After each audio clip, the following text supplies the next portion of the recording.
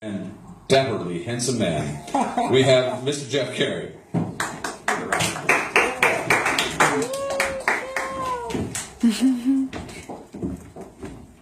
Oh, you're tired of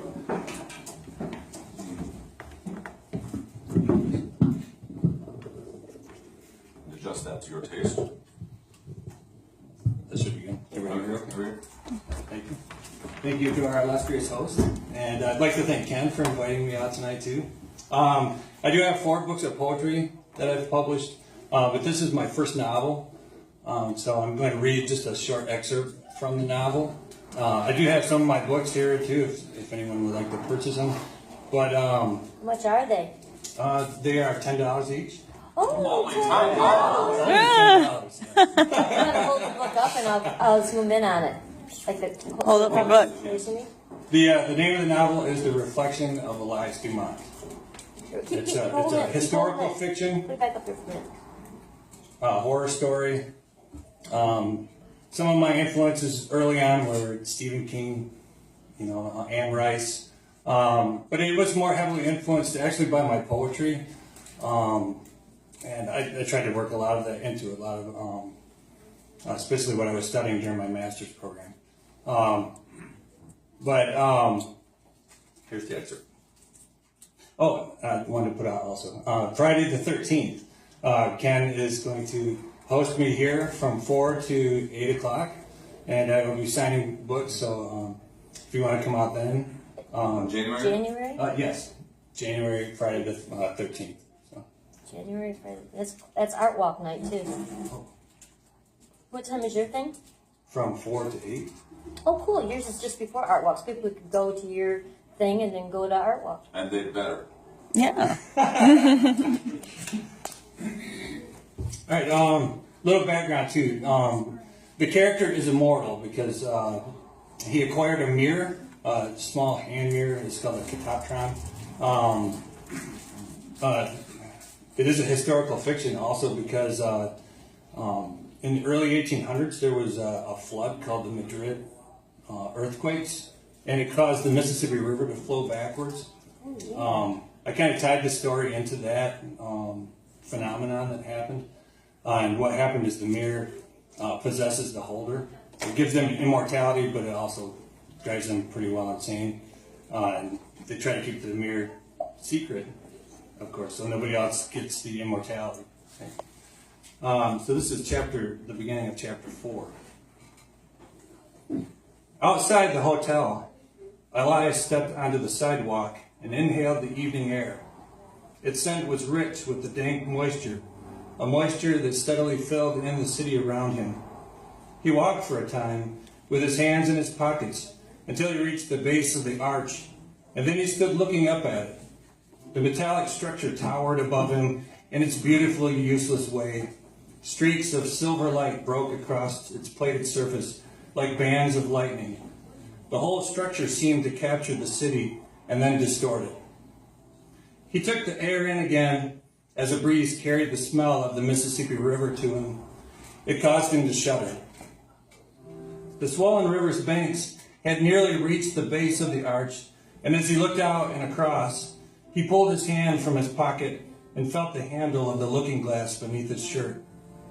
Part of him wanted to fling it into the river, to cast it away, but he knew the futility of this too well. It was certainly not the answer, and he understood that better than anyone. His hand trembled as he pulled it away and tucked it back into the pocket of his pants.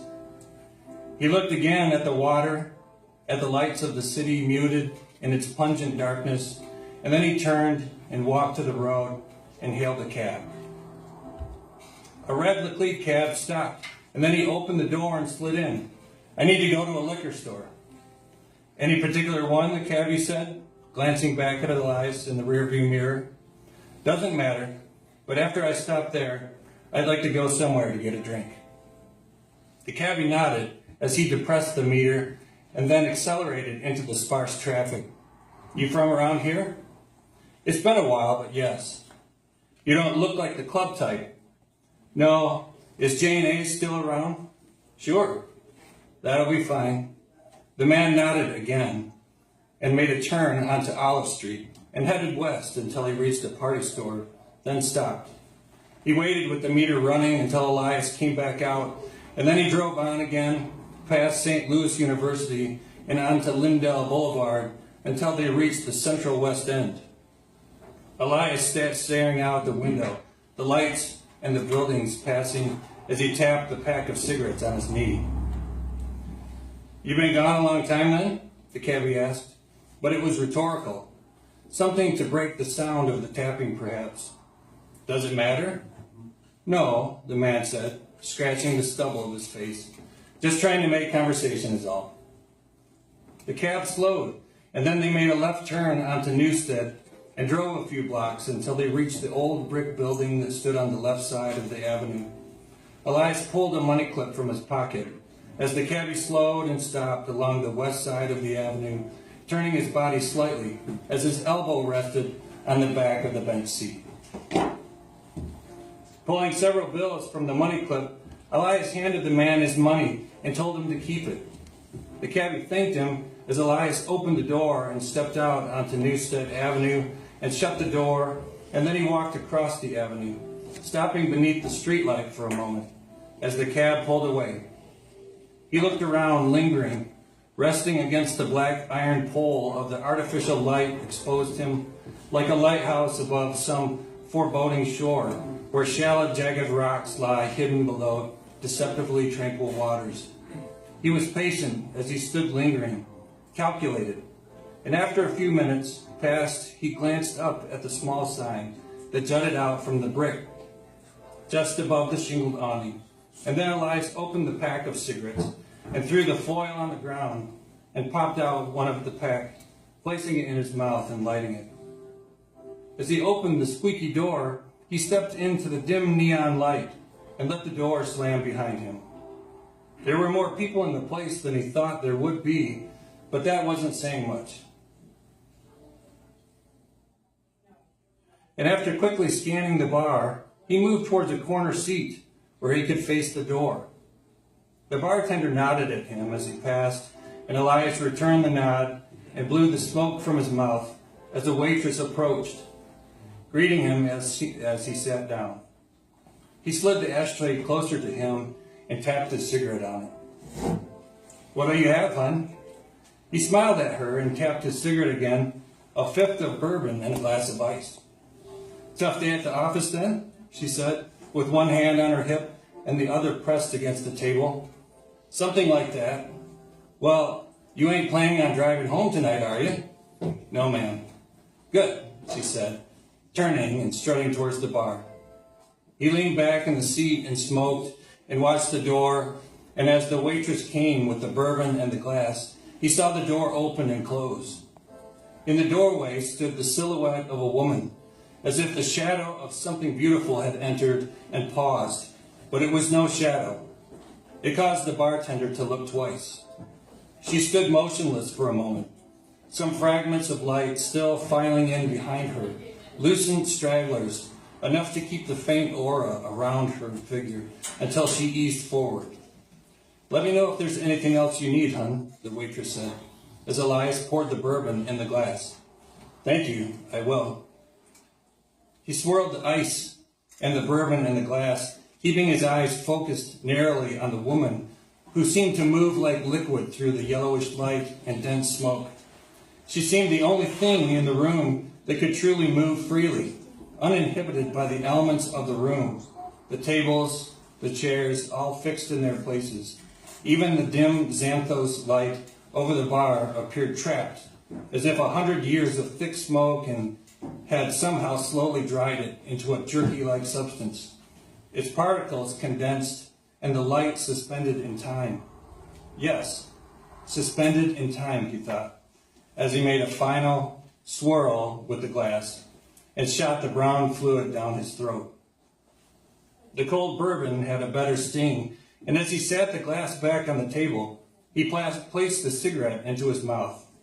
Then he pushed the chair beside him out with his boot, looking up as he raked the hair from his face. In front of him stood the woman. She had her arms crossed and her head tilted slightly to the side, and as she stood there, Her long brown hair delicately coiled and fell around her bare shoulders.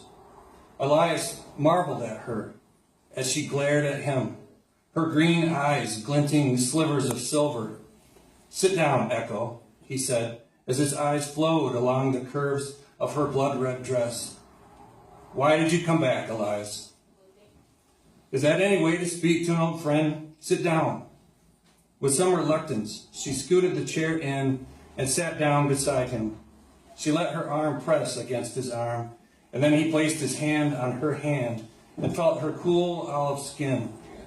With her free hand, she took the cigarette from his mouth and leaned in and kissed him. And as she pulled away, the smoke lingered between their lips, and then she placed the cigarette in her mouth. "You're still trying to kill yourself," she said, "and I'm still trying to live." His eyes said what his lips failed to say. He just smiled as his eyes filled with pain, like two pools of terrible anguish that were trapped in this facade, two pools of turquoise suspended in time. He may have wept had the waitress not shuffled up to their table. "That's a gorgeous dress," the waitress said. "What'll you have?" "Thank you," Echo said softly, her eyes remaining fixed on Elias. "What's your name?" Elias asked. "Jamie," he said, his face softening. "Thank you, Jamie. Could you just bring us another glass of ice?" "Sure thing, hon."